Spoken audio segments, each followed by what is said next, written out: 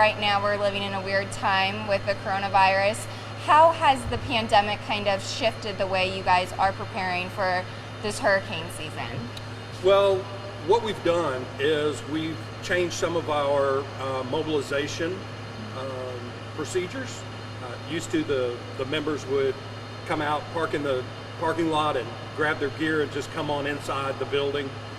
Now when they get here, they have to stay in their vehicles. They text us that they've arrived, and then we text them one at a time to come in and be screened through the CDC requirements for temperature, and then we have questions that we ask if they've been around anyone with corona, if they've been sick, those types of questions that are normal.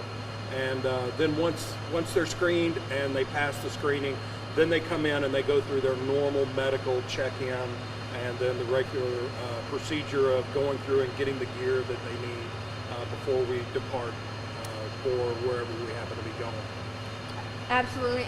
So in this season, they're kind of predicting about 10 hurricanes, which is kind of more than normal in a season. What is that going to look like for you guys with this pandemic? Do you guys have enough equipment to protect yourselves while assisting others? Absolutely, absolutely. We've been equipped through the state for PPE that we'll need when we're out in the field.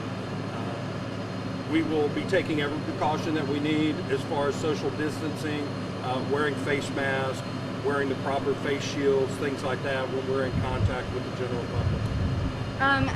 Since the coronavirus hit, have you guys had to respond to anything? And if so, what was that like? Actually, we did. We went to Onalaska for the tornado a few weeks ago.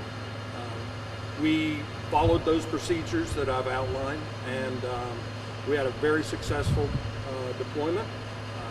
Everyone was screened when they came back, and that's been 3 weeks ago or so, maybe a little longer than that. And we've had no issues whatsoever. So we feel like our precautions that we're taking are working. Can you just kind of walk me through the steps of deployment, responding, just kind of what that step by step, what it looks like for you guys? Well, the first part is our mobilization here at our headquarters. We get all of our personnel checked in, again, going through the medical procedures, getting them the PPE that they're going to need when we're going out the door, getting all of their equipment. We have a lot of specialized equipment that the members are issued when they go out the door on a deployment, so we make sure that we get all of that. And then the last thing we do is a briefing with all of the members that are going out of on the deployment to let them know what's going on, try and give them a heads up of what we can expect when we get there. And then it's the travel to wherever the incident is, whether it be in the state of Texas or outside the state of Texas. Once we get there, we set up a base of operations. We meet with the local authority having jurisdiction or a FEMA counterpart if we're going out of state. And then we follow what it is that the locals need. We're there not to take over, we're there to help, we're there to assist. We augment what they've already been doing. And then once our job is finished and we've accomplished our mission, then it's demobilization time, travel back here, check everybody in, get all the equipment checked back in, make sure that all of the equipment is back in good working order, clean and ready to go out the next day. In terms of responding, how has anything had to change when you do go somewhere because of the coronavirus in terms of assisting with the people that need to be assisted? Actually, it's just what I've already alluded to, okay. And that is social distancing when we're talking with people, whether it be other responders or members of the public. We do our social distancing. We make sure that we're protecting ourselves. If in fact we do have to do a rescue where we have to be close to someone, we have PPE that we put on that victim so that they're protected not only from us, but we're protected from them just in case they have been affected by the coronavirus. Absolutely. You guys don't obviously just assist with hurricanes, you assist with tornadoes, severe weather, anything of that nature. Here in Texas, Houston sees the hurricanes, and Central Texas we kind of see the tornadoes. What can you tell people just during this time? How can they prepare so they are safe? Well, first of all, there's a couple of websites they can go to, preparingtexas.org. and they can go to our website at texastaskforce1.org, and there are lists of supplies that they need to have ready to go for anything. It's a preparedness bag that everyone should have in their household, especially here in Texas, because we have a tendency to have a lot of disasters in Texas.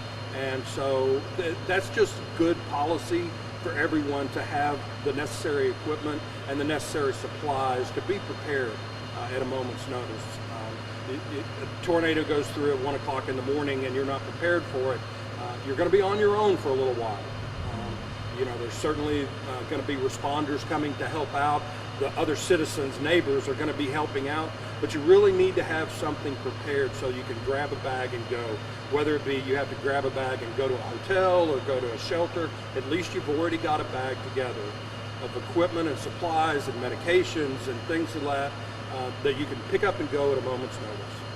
I don't know if this is you have the answer to this, but in terms of shelters right now, when there's a disaster, what are they doing now with shelters, being that we do need to do the social distancing and what have you? Do you know how? Yeah, so we're not involved in the sheltering portion. However, there are guidelines that have been put out to all of those designated shelters on exactly what the CDC says. Make sure you have PPE for people that are coming in, because these people are displaced. They may only have that little bag that I spoke of, of supplies. And so those shelters are going to have the necessary PPE to help protect those people. They're going to be doing social distancing. In a lot of the shelters, you always saw the cots real close together where people were going to sleep. They've now spread those out. There are not going to be as many people in each shelter, so you're going to see more shelters opening up so that they can keep that social distance. And making sure that they're safeguarding all of the necessary supplies that they have in those shelters, food and water and things of that nature. They're going to be decontaminating all of the facilities on a more regular basis, more rapidly, to make sure that there's no spread of that virus. Absolutely. Is there anything else you'd like to add about just preparing and maybe how it's been a little bit different for you guys? Well, I think the difference is exactly what everybody is facing right now in our country and in the world with COVID-19. And that is, we're having to change our thoughts. We're having to stop and say, okay, you know what? I need to social distance. I would love to shake your hand, but I can't shake your hand. I would like to be able to sit 5 people in a vehicle, but we can't. We can only put 3 or 4 people in a vehicle. We have 15 passenger vans, but now we only put 6 people in those vans to try and keep them separated as much as we can. Everybody's required to wear their masks when they're in close quarters like that, because we can't do the social distancing. So we've just had to really, like everyone else, adapt to the situation.